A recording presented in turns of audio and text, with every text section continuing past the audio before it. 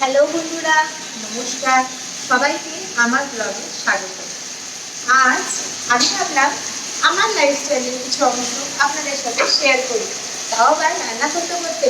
আসলে কি বলুন তো, রান্না করতে করতে আমি একটু বোর হয়ে যাই। অনেক সময় কি হয়, গান শুনি, না হলে কোনো গল্প শুনি। এবার কি হয়, সবসময় তো আমার গান গল্প ভালোও লাগে না, না তাই না বলো? একটু যদি আপনাদের সাথে গল্প করা যায় সেটা আরও ভালো হয়। তো চলুন আজকে আপনাদের আমি জানাবো যে এখানকার সমস্যা কি। আমি থাকি ব্যাঙ্গালোরে, আর আমি বলি আমি ওয়েস্ট বেঙ্গলের মেয়ে, খড়গপুরে থাকি ব্যাঙ্গালোরে। তো ব্যাঙ্গালোরে আসার প্রথম যখন আমি এসেছিলাম, কী কী সমস্যা ফেস করেছিলাম জানেন? ফার্স্ট তো একটা ল্যাঙ্গুয়েজ প্রবলেম ছিলই, কেন এখানে একটু ল্যাঙ্গুয়েজের সমস্যা হয় না, সবাই জানি। কিন্তু যখন আস্তে আস্তে থাকতে শুরু করলাম, সেগুলো কাটতে শুরু করলাম। এবার প্রথমেই আপনাদের বলে রাখি, আমি খুব ছোট্ট শহরের একটা মেয়ে। খড়গপুর একটা খুব ছোট শহর, হয়তো আপনারা অনেকে চেনেন, অনেকে চেনেন না। রেল স্টেশন হিসেবে আমাদের খড়গপুর বিখ্যাত। তো সেখানকার মেয়ে আমি।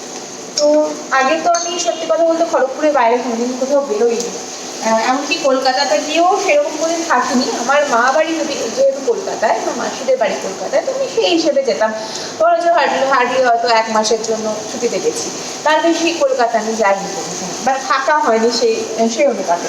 তো বিয়ের পর যখন ফার্স্ট হাজব্যান্ডের সাথে এলাম ব্যাঙ্গালোরে, তখন খুব মানে ভয় লাগতো, বুঝলেন তো, খুব ভয় লাগতো। যেমন মনে হতো যে এইটুকুনি একটা শহর থেকে এত বড় শহরে এসেছি, এখানে সবাই অচেনা। তারপরে ও যখন ফার্স্ট মানে অফিসে চলে যেত, আমি কি করতাম, একা একা যখন বাড়িতে থাকতাম খুব ভয় লাগতো প্রথম ফ্ল্যাটে।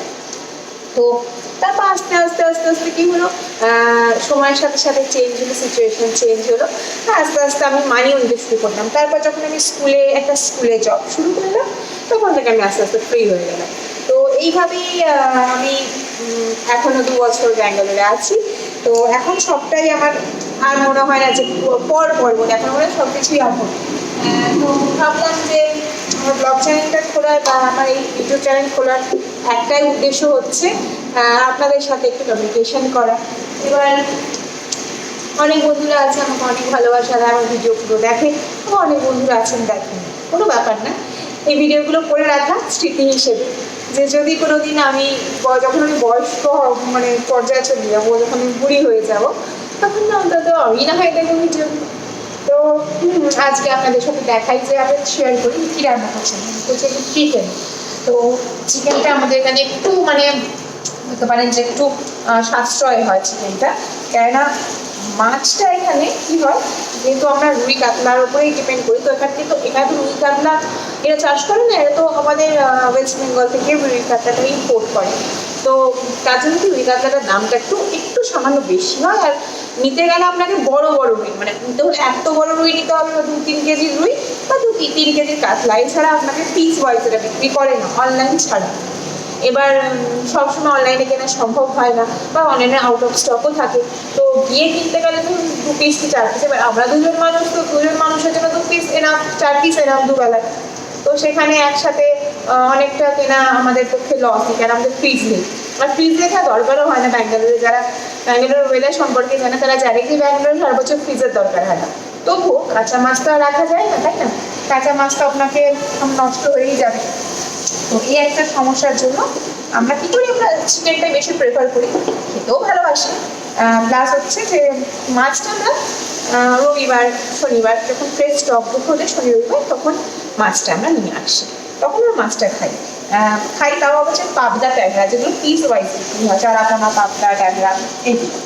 তো এই হচ্ছে আমাদের ফুড হ্যাবিটস। আর ডিমটা অ্যাকচুয়ালি আমরা একটু অ্যাভয়েড করি গ্যাসের সমস্যার জন্য, অ্যাসিডিটির সমস্যা। তো আগে খেতাম ডিমও, বাট এখন একটু ডিমটা অ্যাভয়েড করে দিই। হচ্ছে চিকেন, নাহলে আমরা আলু ভাতে, বা কোনদিন হচ্ছে আলু ভাজা, ডাল ভাত, সবজি দিয়ে ডাল, কিন্তু প্রেফার করি যেমন নর্মাল খাই। তো আজকে করছি চিকেন, কেন আজকে হচ্ছে ফ্রাইডে নাইট। তো কালকে তো অফিসের চাপটা কম আছে, স্যাটারডে, তো পরশুদিন তো ছুটি। তো আর একটু চিকেনই মানে পরশুদিন মাছ হবে। এইটাই ভালো, একটু আপনাদের সাথে গল্প করি এই সুযোগে। তো আপনারা যারা আমার ভিডিওগুলো দেখেন তাদেরকে অসংখ্য ধন্যবাদ। আর তারা একটু কাইন্ডলি আমাকে সাজেস্ট করতে পারেন যে কী টাইপের ভিডিও আপনারা দেখতে ভালোবাসেন আমার। ডেলি ব্লগ লাইফস্টাইল টাইপের দেখবেন নাকি কোথাও ঘুরতে যাওয়ার ব্লগটা দেখবেন? তো আমার তো মনে হয় বাইরে বাইরে ঘুরতে যাওয়ার ব্লগগুলো আপনাদের বেশি পছন্দ হচ্ছে। তবুও আমি কন্টিনিউশনের জন্য আমার কিছুটা সামান্য ডেলি ব্লগও আমি এবার থেকে ভাবছি আপলোড করবো, যদি আপনারা সাথে থাকেন তবে। তো আশা করি আপনারা আমার সাথে থাকবেন, যেভাবে ভালোবাসা দিচ্ছেন ভালোবাসা দিয়ে যাবেন। সবাইকে অসংখ্য ধন্যবাদ। গল্প করার সাথে সাথে দেখুন আমার চিকেনটাও কষানো হয়ে গেছে। এইবার চিকেনটা ফুটে হয়ে গেলে আমরা খেয়ে নেবো, এসে বলুন। আপনারাও তাড়াতাড়ি করে খেয়ে নেবেন, দেরি করবেন না। আর তাড়াতাড়ি খেয়ে তাড়াতাড়ি শোয়ার চেষ্টা করবেন, তবে তো ঠিক থাকবেন। একটু বেশি জ্ঞান দিয়ে ফেলবেন, কিছু মাইন্ড করবেন না। তো আজকের মতো ব্লগটা এখানেই শেষ করি, কারণ চিকেনটা আমার পুড়ে যাচ্ছে। পরের ব্লগে আবার গল্প হবে। Bye. Thank you so much for your love and support. আর যারা যারা লাইক আর সাবস্ক্রাইব করতে ভুলে গেছেন তারা কিন্তু অবশ্যই লাইক সাবস্ক্রাইব করে দেবেন। Thank you so much.